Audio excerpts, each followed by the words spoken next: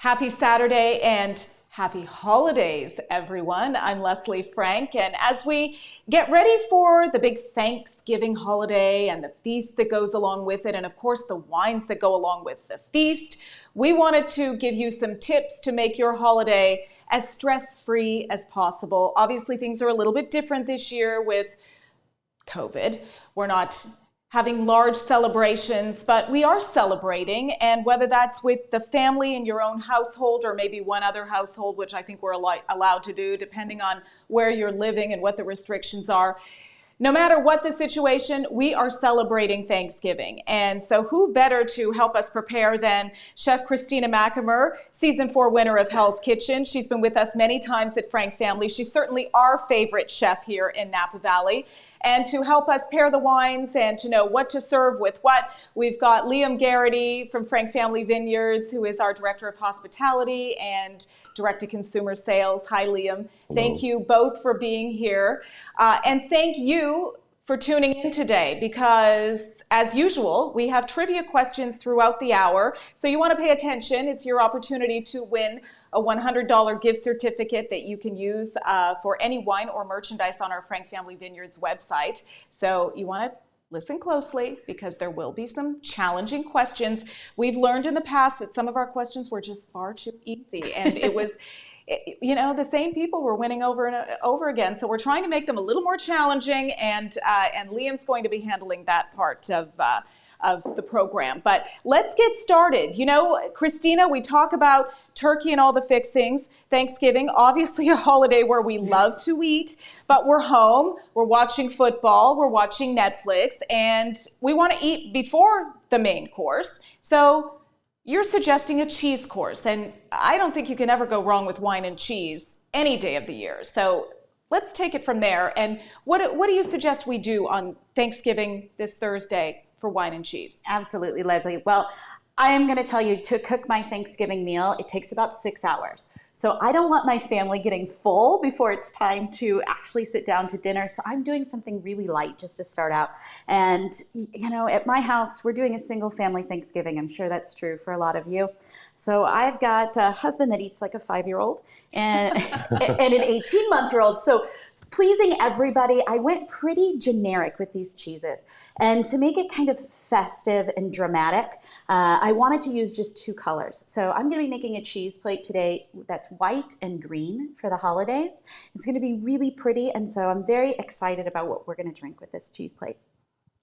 And what are we going to drink with this cheese plate, Liam? This, the first wine in our flight today is a holiday standard. I know for many of our members, many of our fans, this is the 2016 vintage Rouge sparkling wine. This is a wine that's available year-round at Frank Family Vineyards, but always gets such excitement about it come the holidays because of its festive color, its wonderful berry-driven flavors, and just its very nature. Sparkling wines are wines that we celebrate with, whether that be the celebration of a family get-together, the celebration of a holiday, the celebration of the soon coming to an end of a challenging year.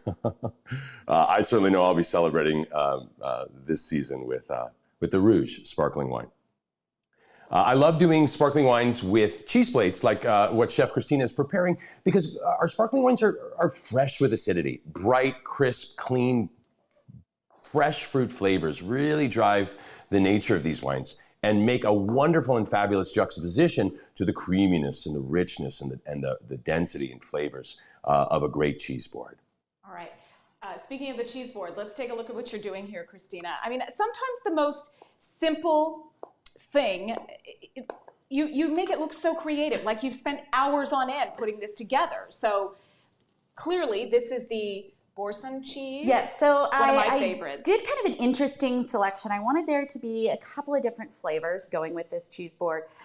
So Boursin cheese is definitely one of my favorite cheeses. It's got kind of a creamy texture to it, and it comes in a couple of different flavors. This one I chose the garlic and the herb. That just happens to be my favorite. Next, what I'm doing is a little aged white cheddar. So if you happen to be a red wine drinker, maybe you're not starting with the Rouge, this aged cheddar is going to be really, really beautiful with it. Then in addition, I'm going to be using a fresh goat cheese. So this has some really nice acidity. If you're having a sparkling wine like this Rouge, it's going to pair really nicely. And then I had to use, of course, my favorite. I'm a Brie and a Camembert fan, so I had to have something like that on our board as well today. Okay. Do you have a preference where the aged white cheddar comes from? So the one that I chose for you today comes from Ireland. I'm looking for a cheddar that's been aged about 2 years, and I'll tell you I chose this one because it was on sale. So it's made by Kerrygold. They make delicious cream, and so they make a delicious cheese. So as I'm putting this together, I'm thinking about a couple of different things. So with the Boursin cheese, I wanted to keep that whole. If you try to slice it, it's going to be a mess. This cheddar is great to be cubed, and that's really nice, especially if you've got youngins in the house, kids. It's easy for them to eat and enjoy. And as I'm putting it together, I want to think about height, drama. So in the back, one of our green elements, we've got these Castelvetrano olives, and I'm using that just to kind of create that element of height in the cheese board. Okay. So next, I'm going to add a little bit of the goat cheese, and I'm just going to keep that one whole as well, putting it up front, and then we'll finish garnishing with some of this fruit. Presentation is also key when you're putting together a cheese board. So what do you do to make it look so nice? I mean, you know, I've made a few in my lifetime, and some look better than others, and obviously if you're in a hurry, they don't always look so great. It looks like you kind of threw a bunch of stuff on a board. But this is a pretty simple preparation, but it looks aesthetically appealing. Thank you. So one of the considerations when I'm making a cheese board, I like to use a really big board because I feel like it gives me more room. Everything doesn't have to be compact and touching. And then putting this together, I wanted to kind of keep it simple. So I did 4 selections. They're all a little bit different, and I really wanted to have that simplicity. You know, you can kind of, well, I can definitely go overboard at a cheese store and buy way too much. So I think in this presentation, keeping it simple is best. And because I'm going to spend so much time preparing our Thanksgiving dinner, I also am keeping the preparation for this cheese board very simple. So I'm just going to take this wheel of Mount Tam. You have the cheese that way, like a wheel instead of... Just to open it up. And Okay. the reason why is because I have some of these green grapes, and I took them and sliced them very thin, and I'm just going to lay them out over the top of the cheese. That's beautiful. The flavors pair really well, and it just makes a really lovely, I think, presentation here. I think that looks gorgeous. Thank you. I do my very best. I also wanted to mention, I know that Thanksgiving looks pretty different at a lot of households. Some folks are doing this on their own for the first time. They can't go to grandma's house, who usually does all the cooking. So as we go through everything today, if anybody has any questions, definitely type them out in the chat. Liam's going to be fielding that, if I can speak properly, and I'm happy to answer any questions that you may have. Fantastic. And Liam, you have some some chat section right now. Folks at home watching along. I'm doing my best to monitor the chat section while we're talking. So again, we've worked with a lot of great chefs here in Napa Valley over the spring, summer, and fall. And I found that some of the most interesting questions have come on our chef experiences because we really do in this time together have an opportunity to engage with these chefs and ask them the questions that we have about preparing these meals. So I'll be watching anything that comes up over the course of our tasting today. If you have thoughts or questions, please let me know. Perfect. So I am almost finished putting together our cheese tray.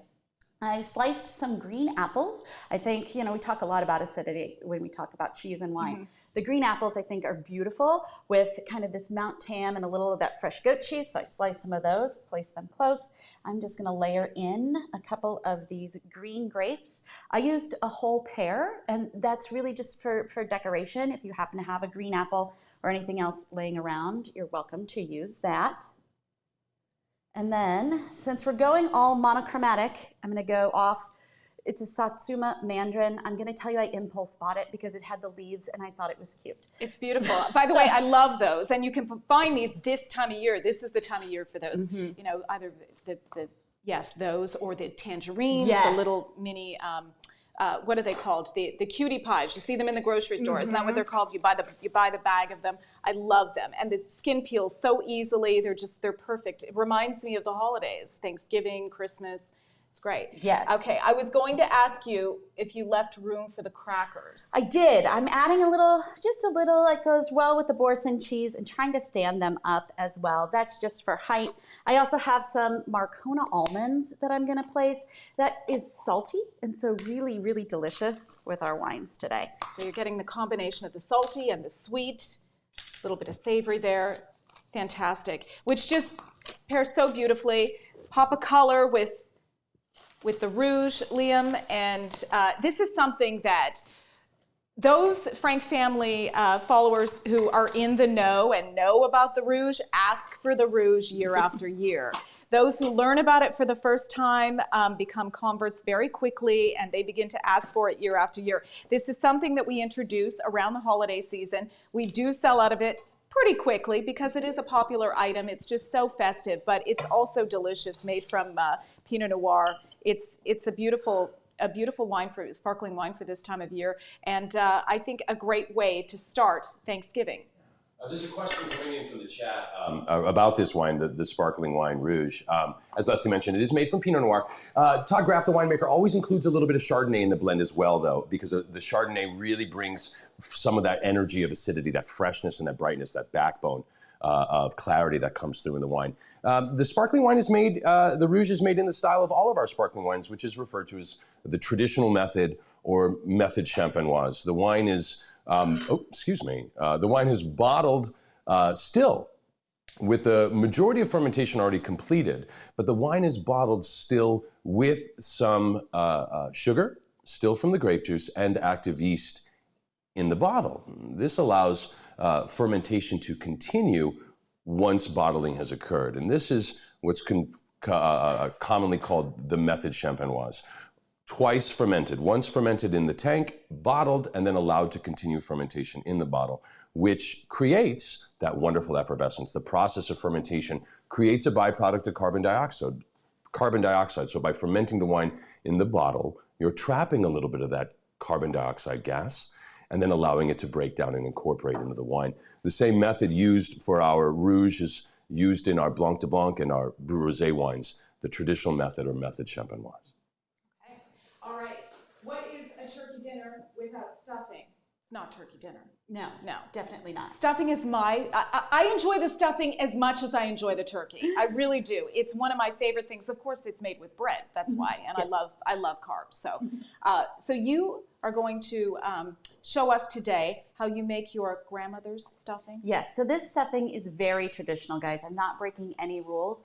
And I'll tell you, it's one of my favorite traditions. I love to have this year over year because it reminds me of home and it reminds me of grandma. And, you know, my mom would try to vary and put oysters or cranberries or weird stuff. And my brother and I just simply wouldn't eat it. Now, a little different from grandma, we're here in wine country. And so we dressed it up a little bit. Growing up, I think we used an innocuous white bread, you know, that you bit into, it stuck to your teeth. We're not using that for our stuffing today. We got some sourdough bread from Model Bakery, and we just bought the sliced bread the night before. So last night, I laid it out on a sheet tray because I want it to kind of dry out. That's going to help it to absorb a lot of the flavors that we're going to incorporate.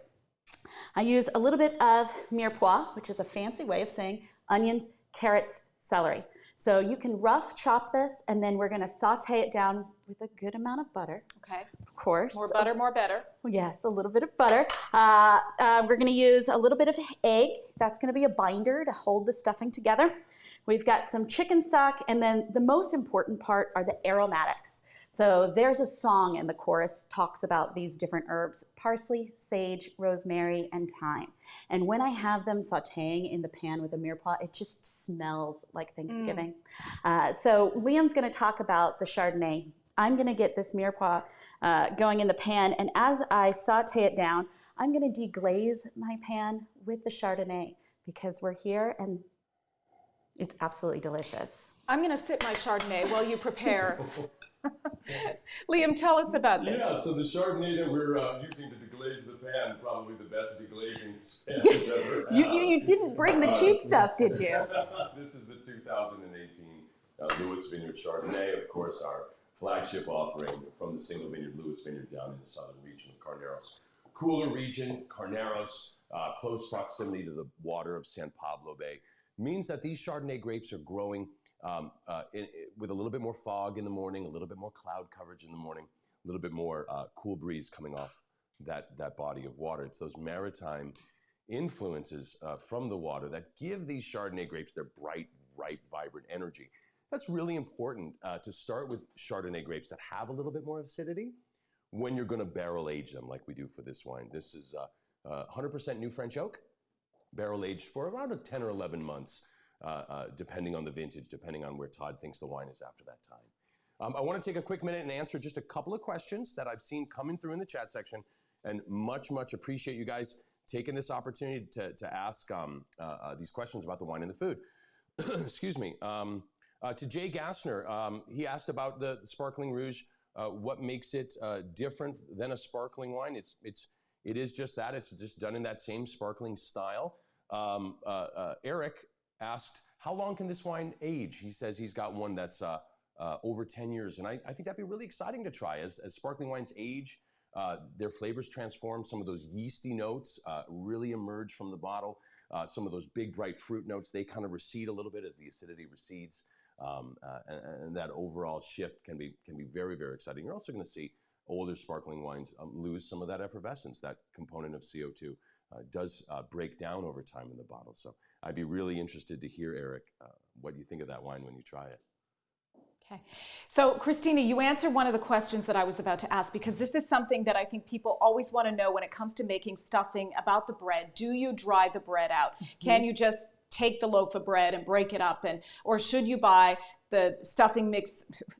Don't buy the stuffing mix, right? Because you can really taste the difference. You can really taste. You definitely can. Right. But I'm guilty of not always drying out the bread. So sometimes my bread is still somewhat moist, but I find it still makes pretty good stuffing. Maybe it's just a little too sticky. I don't know. But you prefer to dry it out for a little while. So with stuffing and with a lot of recipes, soups especially, I feel like there's little steps that you're going to take, and that helps to layer the flavor. It's technique. And so I always dry it out because I feel like that's going to absorb more of the chicken stock, more of the butter, more of the aromatics, and make a more flavorful product. So let's say you didn't dry it out ahead of time. Or perhaps the next morning it still has some moisture to it. No worries. Throw it into an oven, about 300 degrees, and let it crisp up in there. You don't want it to be necessarily toasted. You don't want color, right, but you definitely want it to be crispy. And then, as you can see with the bread that we're using today, I diced it because it looks pretty. You can tear it if you want something a little bit more rustic. Growing up, Grandma always took the crust off, but I find as an adult that's my favorite part, that kind of crispiness. And then another point of technique that's really important is your mirepoix. So when you're cooking it, I use more salt than I should. And that helps to draw the moisture out, and I want to cook all the water out of the vegetables to concentrate the flavor. I add, in this recipe, more salt than I should because this is going to be the seasoning for the rest of my stuffing. So think about how much salt that you would want for the entire recipe, add that in here, and then we don't have so many issues seasoning it later. Because I'm going to be using raw egg, we always want to be safe when it comes to food, and I don't necessarily want to taste stuffing with the raw egg. So we're going to combine all of our ingredients. So in this pan, I've got the onion, the celery, the carrot, a good amount of butter. We sauteed that down with our salt and our pepper. Then we deglazed the pan with a little bit of the Chardonnay. So deglazing is when you add a little bit of the wine to it. I used about half a cup. And then we let that it'll bubble as the alcohol cooks off, and let that reduce, again concentrating the flavor. Then into here, we've got our herb mixture. So we took all the herbs off the stem, chopped them up. So we've got parsley, sage, rosemary, thyme into our stuffing. The egg, which was beaten, that's just to help it to mix in better. Just one egg. For this recipe, yes. So the actual recipe is online. Okay. For this amount, you only need about one egg. And again, it's not for flavor. It's just to kind of bind it together. And then we've got a good amount of chicken stock. And we're going to add it in, and we're looking for a consistency that's a little bit moist. Grandma said you had to do this with your hands, and of course, as kids, we relished squishing the stuffing together. As an adult, it's not necessarily my favorite thing. Take off your expensive engagement ring if you're not wearing gloves. And so as you can see, it's starting to kind of come together. I'm squishing it and breaking down that texture. And then if you choose to stuff it into your turkey, we've got some that are still kind of rustic and then some that's kind of come together as one mass. All right, let's talk about stuffing the turkey, because this is always a controversial thing. You hear people say, oh no, you never put the stuffing in the turkey because you can, it may not cook, you get food poisoning, all of these different stories that you've heard. Some people cook it out of the turkey. I always stuff my turkey. Always. Thank you. I appreciate that. I just do. So this is really stuffing your turkey, I think, is an opinion. Go with what you like. I always stuff my turkey because the stuffing is going to absorb some of that flavor from the turkey. The key is a stuffed turkey takes longer to cook. So you want to factor that in. For example, we're doing an 18-pound bird. That took about 4.5 hours to cook. Stuffed, unstuffed, it's only going to take about 4 hours. So you just want to kind of keep that in mind. Now, let's say you don't want to stuff your turkey. You can put your stuffing into a pan. After your turkey is cooked, it needs to rest for about 20-30 minutes. And in that time, you can put the stuffing into the oven. 350, 400 degrees, takes about 20 minutes to cook. Let it get a little crispy on top. Yeah, crispy on top. And you know, if you put it in a pan, like this is a nice dark pan, it's gonna get crispy on the bottom as well. And I find that texture is really delicious. Okay. Chef Christina, there's a question coming in from our viewing audience. The difference between stock and broth. For those people shopping at home and seeing both on the shelf, is there one better to use in this recipe? Honestly, I think they're both the same. The difference between stock and broth is whether bones were used. So a stock used chicken bones, so you're gonna get a more rich flavor. A broth used more of the chicken flesh, chicken meat, so it's gonna be a little bit milder flavor.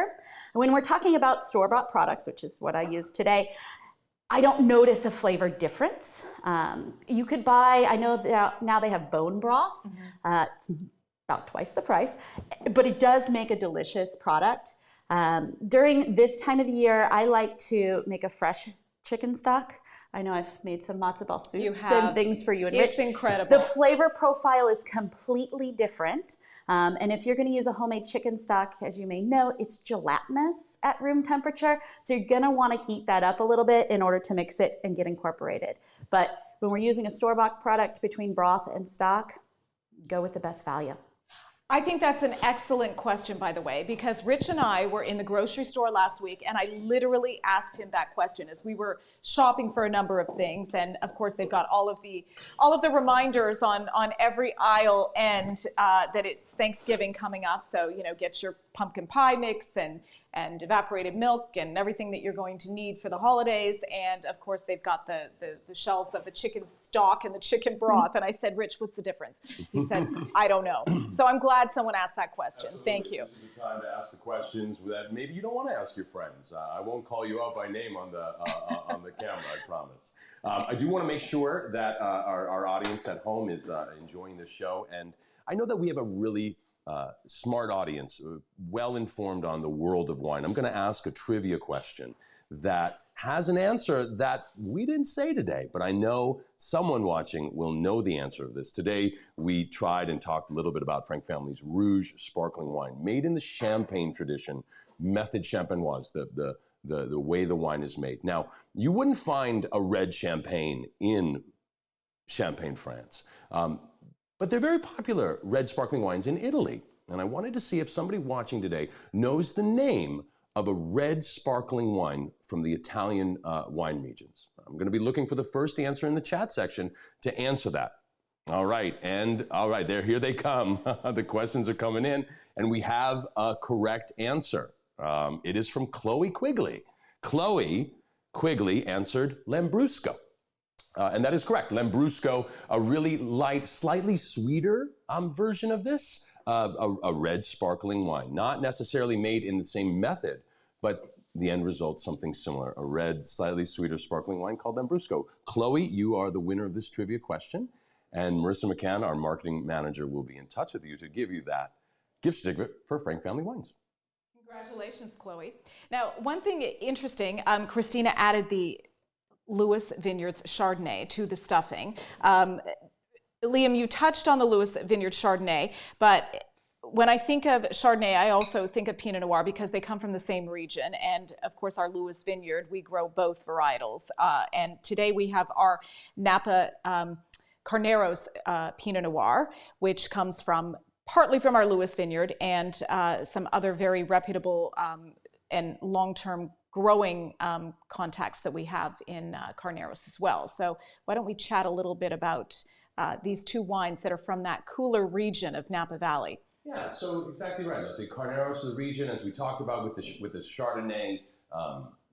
These are both wines, both the Lewis Vineyard Chardonnay and the Carneros Chardonnay, which you can find a little bit more readily available, and the Lewis Vineyard Pinot Noir, and what we're tasting today, our Carneros Chardonnay. Carneros Pinot Noir. These are both wines that grow into themselves through oak age maturing. And with wines that come with a little bit lower acidity, time in the barrel can be challenging because as the wines mature in oak, you're losing some of that acidity. There's a natural process called oxidation that softens wine up as it ages in wood. Over time, as that wine is aging in wood, you're also having that opportunity for those oak aromas, those oak flavors to migrate from wood to wine. So we love that expression of a well-aged or oak-aged Pinot Noir or Chardonnay because of the complexity and layering of flavors that occurs through good oak aging. But if you're not starting with fruit that comes with that good energy, you don't have enough to sustain the time in oak. So the Carneros region is perfect for the grapes Chardonnay and Pinot Noir, who like that cooler climate to build that fresh acidity.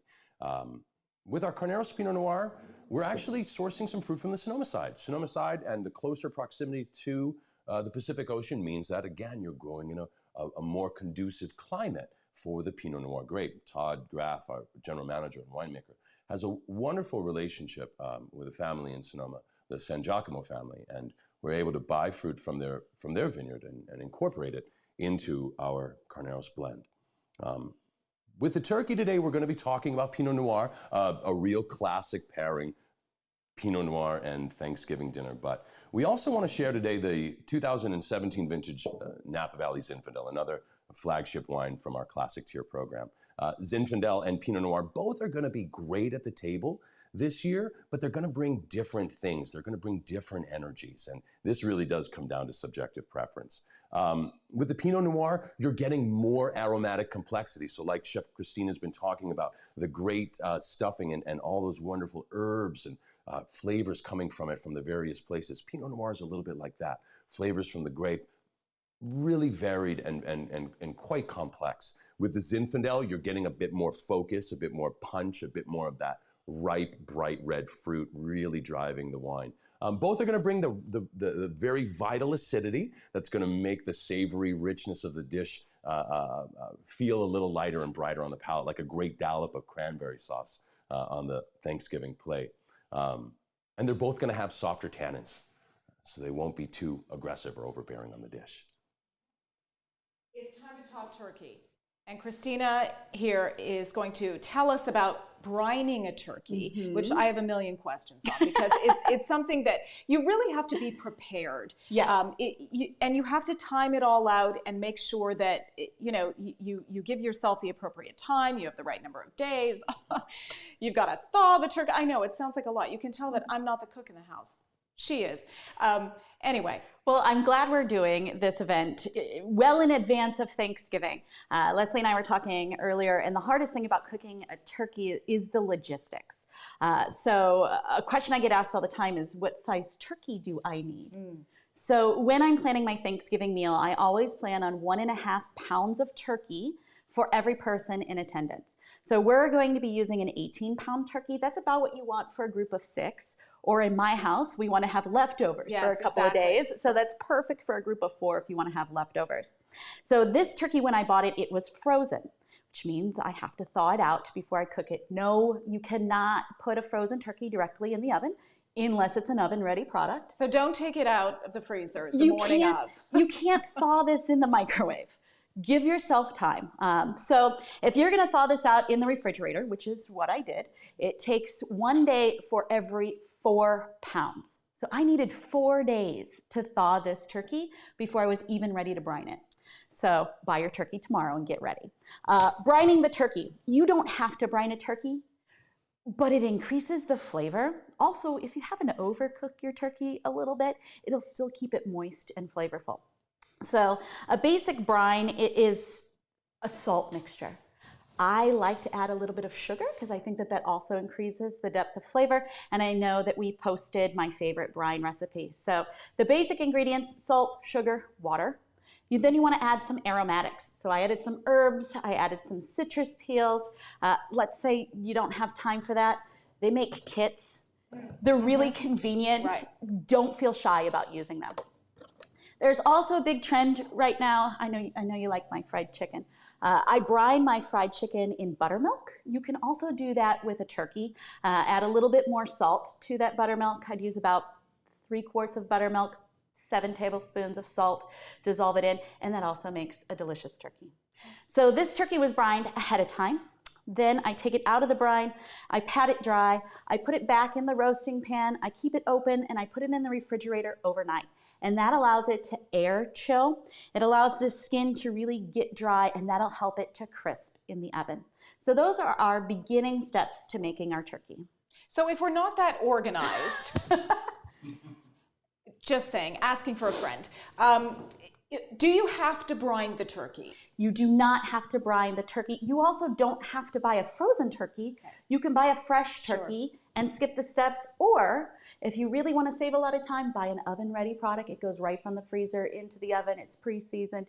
You don't have to do any of this. But, you know, the holidays for me, I really enjoy making and eating everything. So this is kind of like my yoga, my cathartic exercise. But again, it's about logistics and being organized and making sure that you remember to take the turkey out of the freezer a few days in advance. Chef Christina, we're getting some really interesting questions on this topic of brining. And I know I actually have a few because it's a real, I think it's a real chef's technique. I think it's a real way to up your game at home. First question is about that base of water. We have some people that are saying some people use vinegar, some people use apple cider, some people use bourbon in their brine. Ooh, I like that. Is there a little bit of artistic liberty or artistic freedom when creating a brine? Are there things you want to stay away from, maybe? You know, when creating a brine, the only thing you need to include is salt. From there, kind of the sky's the limit, and you can really cater it towards your taste. I really like the idea of bourbon. I haven't done that before, but that's a great idea. One thing about brining that I think is important to mention is that you want to have your turkey submerged in the liquid. So let's say you don't have a stock pot big enough to fit your turkey. You can buy a brining bag. One tip I learned, sourcing things for this demo, if it says brining bag, you're going to pay 4 times as much. I found these large Ziploc bags that I got for the exact same price. And so this was great as far as keeping everything clean and tight, because when it comes to the holidays, I worry a lot about foodborne illness. And so we want to make sure that there's no cross-contamination. I don't know if you could see throughout the demo, we actually covered this whole area in plastic wrap. And then we can easily pick it up, wipe the surface down, and it keeps the mess to a minimum. One more question about brining. Dry brine. Is that a thing? It's a real thing, yes. So that's a great question. There are 2 different ways to brine a turkey, a wet and a dry. Pretty simple. Wet is when you're dissolving the salt into the liquid or into the buttermilk. And a dry brine is where you rub it with the spices. With a wet brine, I didn't rinse this turkey. I'm not using a super salinated recipe. And so all I did was pat it dry. With a dry brine, a lot of times you're going to be using more salt than what you might want in the finished product. So you may want to wipe some of that off or even rinse and then pat dry the turkey. Chef Christina, one other thing before we get back to the recipes, just because a couple of people have asked you to clarify a little bit about the leaving it overnight in the fridge. Is this while it's brining or afterwards? Yeah, so the question is, when you're brining it and then Okay, do you still need to leave it in the refrigerator overnight before cooking if you have a fresh turkey and brine it? So you don't have to. You can brine it, you can pat dry the skin, and you can put it in the oven. I prefer to air chill it overnight because I don't know if you can even tell, but the skin is almost sticky. It's dried out and it's going to create a crispier product. So I can give you best practices, but feel free if you get pressed for time, you can always skip that step. But that's where we go back to layering of flavors. Last question about brine. Some recipes I've read suggest rinsing the turkey after pulling it from the brine so it's not too salty. And that I think kind of goes back to what you said earlier about just how much salt you're using in that. Right, exactly. So the brine recipe that we used is not super salinated. So I have found you don't need to rinse it. Now, I will say I'm also a chef. We tend to like things a little saltier than normal people. So go with your palate. If you're using a recipe that says to rinse it, then I would assume it's more salinated, and that's probably a wise idea. So now that we've got our turkey, it's already been brined, it's already been air chilled, it is ready to get in the oven. So this is the step where if you were going to stuff your turkey, you would do that. We've chosen not to do that for this demonstration, but we still want to put something inside the cavity because to not do that is sort of a loss of flavor. So what I'm going to recommend that we do, we've got some fresh lemons that came off of the tree. This is going to add a little bit of flavor. If you have any kind of oranges, we talked about winter citrus, add that to it. And then as well, we're going to use some fresh whole herbs. So this is some of the rosemary and sage left over from our stuffing. If you have any parsley, that would be delicious. And this is another step, just like brining, where that you can really take some liberties with the flavor of things that you put in. And it's not going to change the flavor drastically. You're not going to have lemon turkey. It's just going to add a little something in the background flavor. Little something to the juices too, so when it goes to making the gravy, you have something that has a little more flavor in it. Correct, exactly. Yeah. Okay. So before we get this in the oven, this is probably the most important step. We have to truss our turkey. So we want to create one compact, uniform flavor. We don't want these wings hanging out. They're going to overcook. We don't want these legs hanging out. They're going to overcook. So we're going to tie it all together. And any way that you choose to do this, I was not always good at trussing my turkey. Go for it. The point is to really just get it together. So the first thing I like to do is tie the wings down. So he goes one behind his back. Ah. It's sort of, it's. Are you watching closely, Rich? He's in the background. Yes. Imagine Okay. you're laying on the beach, relaxing. You want to put your arms behind your head. That's what our turkey is going to do. So then we want to take a piece of butcher's twine. So I recommend, I've seen this at all the grocery stores, grab a length of butcher's twine, and while you're there, get a thermometer, because that is going to be very important after the turkey is ready to come out of the oven. It's the best way to tell if your turkey is done. So turkeys usually have a neck bone somewhere back here. Make sure, by the way, I didn't say this earlier, but there's usually a package of giblets and the neck. Pull those out before you cook your turkey. I'm going to tell you there have been times my family has not done that. So what I'm going to do is just wrap the butcher's twine around this neck bone, and that's just going to anchor it. And it makes it really simple for my next step. So now I've got that anchored to the neck bone. I'm going underneath the turkey and on the outside of the wings, and that's going to hold that tight together. As I mentioned, I wasn't always great at trussing, so I like to make a tie right here, Right at the front. under the breastplate. Right. And that's going to help to hold it in place. And let me tell you, when your turkey is done, when it comes out of the oven and it's roasted and seasoned, as kids we used to fight over the butcher's twine because we wanted to chew all the seasonings off of it. That might be just a Midwest thing. Okay, so that's secure under the breastplate. Next, we're going to get the legs together. So I'm going down through the thigh, up to the ends of the leg, wrap it around, and then together. In theory.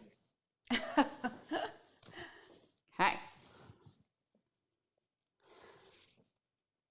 So once we have those legs up and together, then I'm going to secure this underneath the tailbone.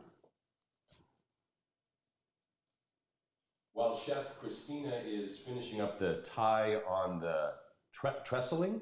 Truss. Truss. Yeah. I think it's TRUSS, but Trust I'll me. tell you, I had spell check growing up. I'm terrible. I'm going to check in on our audience and make sure we've been following along and listening with intent.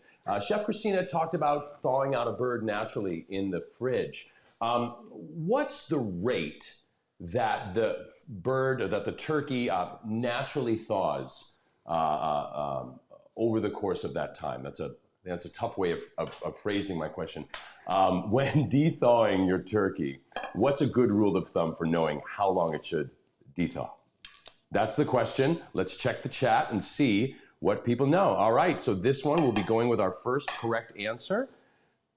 Okay, that's Dennis Sadamka from Augusta, Georgia. Dennis Sadamka said 1 day for every 4 pounds. That's correct, right, That is Chef? correct. Okay, very good, very good. All right, Dennis, congratulations. You've won a $100 gift certificate from Frank Family Vineyards, and we will be in touch with that, all right? So something that's interesting, Christina was saying that when she was picking up turkeys, because we do have one that's done, and you'll get to see actually Christina's finished product as well. You said that the smallest turkey you could find was 18 pounds. Yes. So I think that's kind of indicative of the time that we're in, that you'll have a lot of people who are maybe 1 or 2 people at home eating smaller turkeys. And so if you're looking for a small turkey, you better shop today. Yes, that's true. It was really hard to find anything that was smaller. And don't worry, there are options out there. So sadly, my father-in-law couldn't join us for Thanksgiving. He's a bachelor, so he's cooking turkey for 1. So he's not going to go through this whole process of cooking a whole bird. He bought a turkey breast, and we got him one of those oven-ready products. So he just takes it right out of the freezer, throws it in the oven, and it's all done. So that is always an option that you can go for. So next step, we have to season this turkey. And this is probably the most important step, and this might freak some of you out. Just trust me, I know what I'm doing. So we are going to coat this turkey in fat. And being from the Midwest and from Missouri, I'm going to use my favorite form of fat, which is mayonnaise. Oh, one of my favorite forms too. Butter and mayonnaise, you can't go wrong. So a lot of times, if people haven't seen this technique before, it kind of freaks them out a little bit. We are going to rub mayonnaise all over this turkey. And the reason why, mayonnaise is a mixture of eggs and oil, right? So when we start to cook this turkey, it's going to break the mayonnaise into those 2 parts. The oil is going to coat our bird, and that's going to lock all the juices in, and those eggs are going to souffle this skin. So it's almost like turkey cracklings in the oven. So I'm using maybe about a half a cup. Again, use your hands, I'm sorry, but it's the best way to do it. And we're just going to liberally coat our turkey in a layer of mayonnaise. It's like a poultry massage. I've never seen this before either.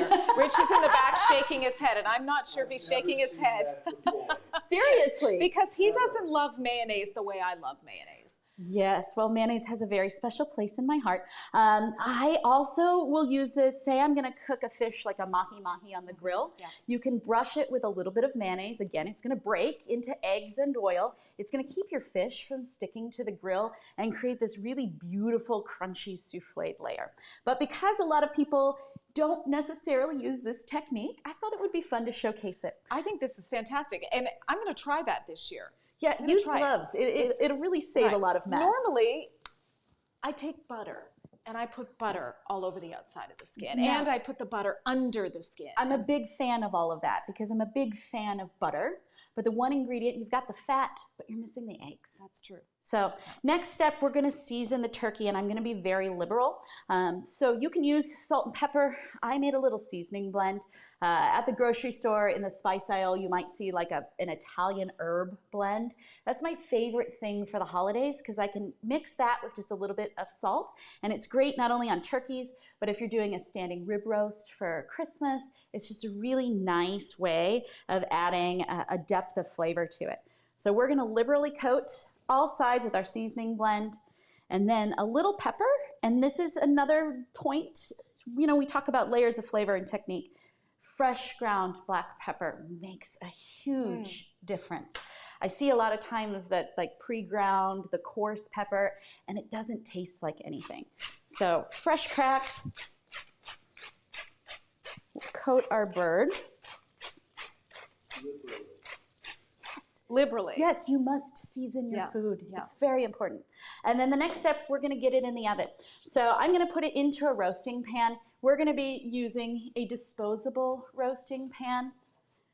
These cost like $2, and then you just throw them away. It makes cleanup so much easier. The best thing.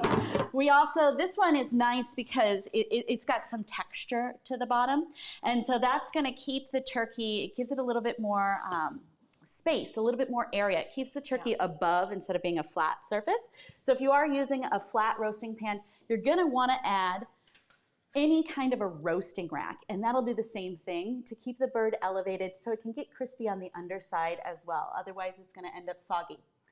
Let's say you don't have the pan with the ridges, you don't have the roasting rack. Grab your tin foil, crunch it up, put that on the bottom, and that'll help to raise your turkey as well. Brilliant. So we're going to start our turkey in the oven, and we're using a cooking method called high-low. So really simple. Start it at a high temperature, move it to a low temperature. So I've cranked your oven up to 500 degrees, and we're gonna let this oven sear. So obviously this is too big to put in a pan to sear to get crisp on the outside. So we're gonna let your oven do the work. And keep an eye on your bird. So Leslie's oven is hot, as I always tell her. So for this bird, probably about 15, 20 minutes. In my oven at home, it might take a half an hour. So turn the oven light on, keep an eye on it. You want it to turn golden brown. Once it reaches that step, we're going to turn it down to 325 degrees and finish cooking it. So for this one, about 4.5 hours. If you need exact cooking times, ask Google. They've got a great one, or we included some. I think Marissa might have my chart. So about 15 minutes on 500 just to get it nice and crispy. Yes. Turn it down to 350 and let it cook for the duration. Okay. I'm using 325. 325. Yeah, I'm sorry, so 325. high, low. Start high, and then we can go at that lower temperature. All right. My question is about the turkey thermometer and the proper way to take the temperature of the turkey to make sure that it's cooked. Leslie, that's a great question. So the holidays, it seems like flu season always follows the holidays. And I was talking to Leslie about it. A lot of times you don't have the flu, you have a foodborne illness. Growing up, we would put the Thanksgiving buffet out at noon, and I'm coming back for leftovers at about, 7, 8 o'clock. Well, that's too long for the food to sit out. So a magic number is 4 hours. So for this raw turkey, 4 hours before it needs to be in the refrigerator, needs to be cooked, cook food out for 4 hours, and that's going to be it. So taking the temperature of the bird, you can't see it now because I've covered it in mayonnaise, but it came with one of those little pop-up thermometers. I don't know if you've seen those on your turkey. The folks down at Jennie-O have done experiments with that pop-up thingy, and it's very, very accurate. So at least follow that. But the magic number you're looking for is 165. So when we take your turkey out of the oven, we're going to use a thermometer. And again, pick this up when you get your brining bag, when you get your butcher's twine, pick up a thermometer. Even as a chef, I use this all the time. I'm cooking for my 18-month-old, and I don't want to make a mistake. So to take the turkey's temperature, you're going to put it in the thickest part of the breast, and you want it to get to 165 degrees. Okay. So we're cooking this for, 4.5 hours? I'm going to start to check the turkey's temperature after about 3 hours. That last hour of cooking goes really fast. So I'm going to open the oven and check the temperature about every 15 minutes. Once it hits that magic number, we'll pull it out of the oven. Okay. 165, important number. Yes, so I know that was a lot of information. Liam, anybody have any questions? Everybody's a pro, you've got it, I'm done, have a great day. Okay, everybody got this at home? No, we actually do have a couple of really good questions coming in. Somebody asked about the stuffing of the turkey and then the trussing versus a method called skewers and string to close off that area with the stuffing. Is that something that you're familiar with? I am not familiar with skewers if and you've stuffed string. too much that you can't truss it. I'm not sure you about use that. Yes, you use those sharp little skewers to hold it. And I was going to ask that when you're stuffing the turkey, usually there's that skin flap that you carry over and you put those skewers in to hold that. I've never done that before. I will tell you, when I stuff the turkey, I try to put I overstuff it. I do too. And even after I've trussed it, there's still a little bit more room, so I pack more stuffing on top of it. Yeah. Another good question about the high-low process. Once you get that good golden sear from that initial high cook temperature, Do you cover the bird with foil? Do you cover your turkey with foil while it continues? I do not cover my turkey with foil. However, towards the end of the cooking process, it might start to get a little too brown. In that instance, I would loosely cover it with foil. So only do that if it's absolutely necessary. And then when you do cover it with foil, you want to make sure it's loose. If you cover it too tightly, you're going to trap the steam, and that's going to get rid of all that crispy skin that we work so hard to create. And then what about the thing that my parents always had but never knew what to do with? Sorry, Mom. The baster. I was going to say this has to be the turkey baster. Yeah, the baster. Throw that thing away. It's terrible. We would use it we would chase each other around the house with it, but never knew what to do with it in the kitchen. I burn myself on it because you've got that plastic thing and you suck up all the Yeah. hot liquid, and then it's like, And then you spray it all over your Right. turkey. So as kids, I'm going to tell you, we did that as well. But I also drank Pepsi Clear, which was maybe not the best idea either. So I do not recommend basting your turkey. And here is why. You're going to be putting moisture, that kind of those drippings, that wetness onto your turkey. And it's not going to allow the skin to get really crisp. The only thing that basting really does is every time you open the oven, you're lowering the temperature. So it's going slower and lower, and that's better for flavor development. So throw that thing away.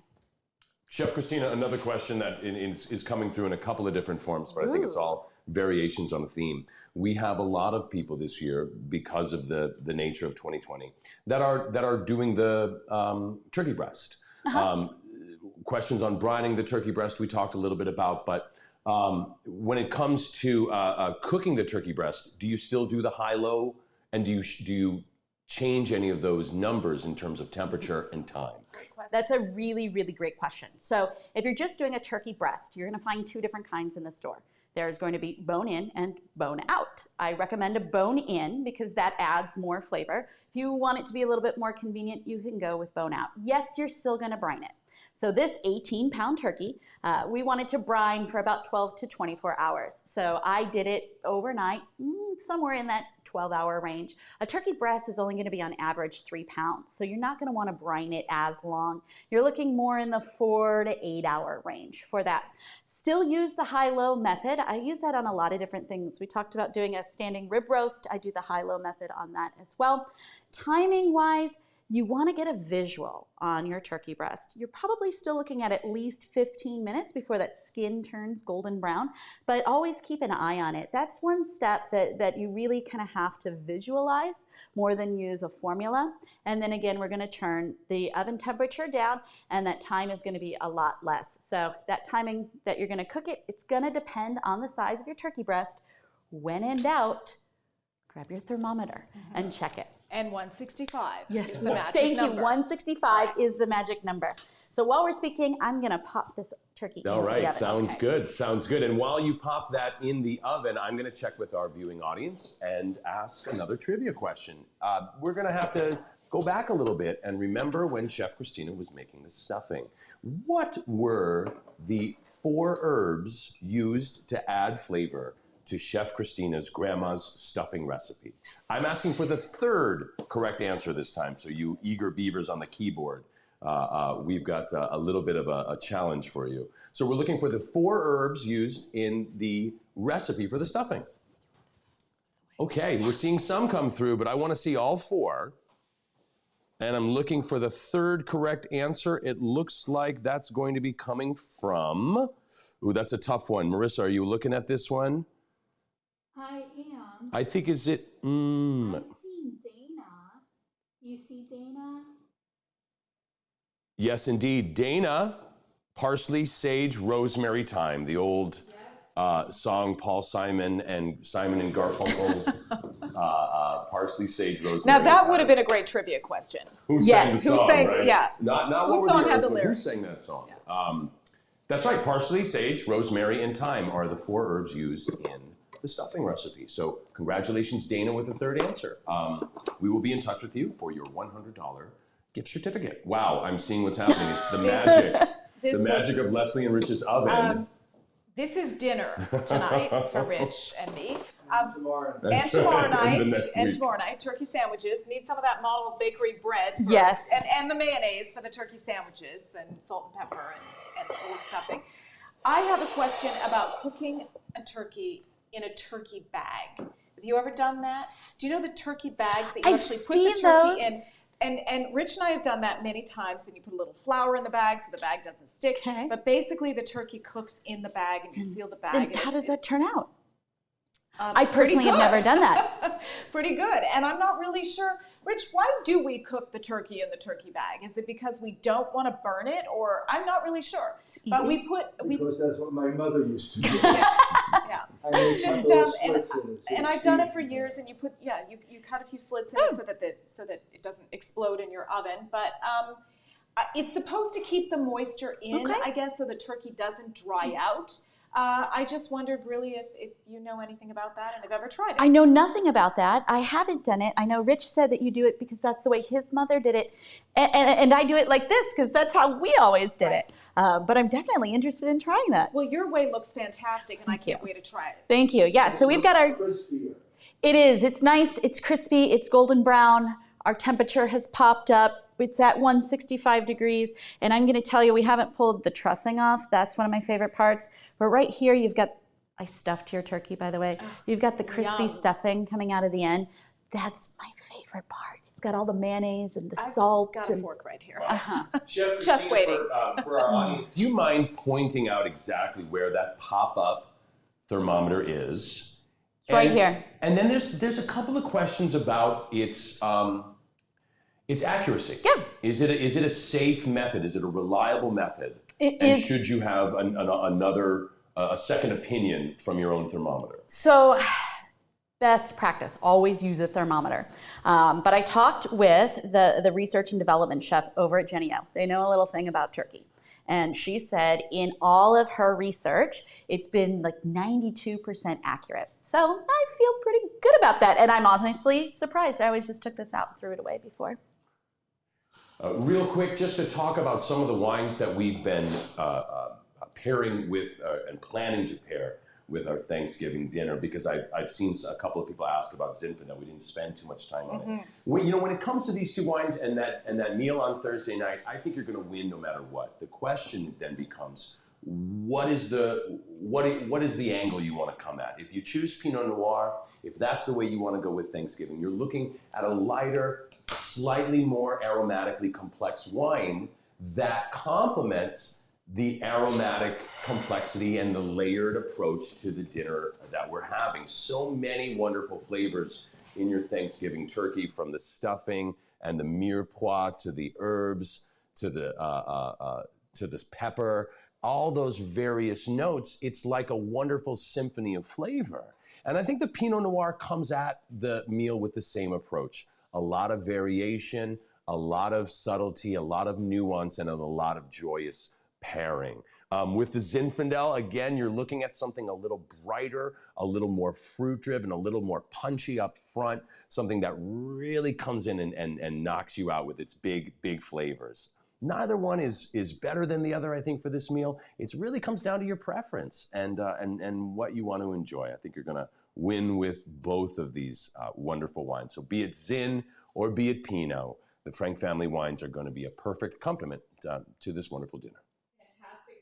Okay, important question, Christina. I came at the right time. Came at the by right way. time. And I'm asking this question for Rich because this is his job on Thanksgiving, is carving the turkey. Where do you begin to carve the turkey? So I always begin the same way that I would carve a chicken. Growing up as kids, we had that electric knife, that came out once a year. We So have one of those. every too. Thanksgiving picture Yeah. is like this electric knife. I have no idea how that works. It's like your turkey baster. I don't own one of those. So I would start with my knife, and I'm going to go right along the breastbone, and I'm going to pull that breast off because that's the Cadillac. I know that's Leslie's favorite My part. favorite. Next, you go right up this hip joint right here, and you could take that drumstick off and then do the same with the other side. I like to actually take that whole breast off and then slice that into little slices before I serve on a platter. Fantastic. All right. I cut off the wings first. Then I cut off the legs. Then I do exactly what you're saying and slice that. Well, I mean, with your dad, you have a lot more experience cutting meat but than I do. also like to put the dark meat on the side because I like that better than the white meat. So For a turkey, Leslie and I are perfect on that. That is yes. perfect. Fork. Oh, we're Stuffing. tasting the Yes. Stuffing. We're The tasting stuffing that we made earlier just came out of the oven. Hopefully it'll meet your approval. I'm sure it will. Everything smells delicious. Although, you know, the best part for me is the part that came out of the bird. Chef Christina, one quick question before we wrap today. It's about the gravy.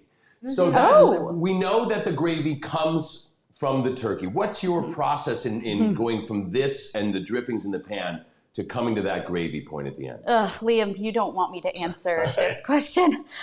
So for me, the gravy is a completely separate thing, and it takes me 3 days, and it's a thing of beauty. I like to start. So right now at your butcher, you can get turkey necks and backs, and they're really inexpensive, and they make a great turkey stock.